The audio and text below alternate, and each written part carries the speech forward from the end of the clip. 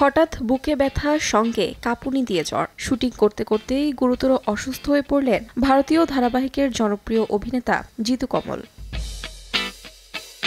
ধান্যকুড়িয়ায় এরাও মানুষ সিনেমার আউটডোর শুটিং চলাকালীনই হঠাৎ বুকে চাপ অনুভূত হয় অভিনেতার। ধীরে ধীরে শরীর কাঁপুনি দিয়ে জ্বর আসতে থাকে। পরিস্থিতি গুরুতর হওয়ায় তখন দ্রুত তাকে বাইপাসের ধারের একটি বেসরকারি হাসপাতালে ভর্তি করা হয়।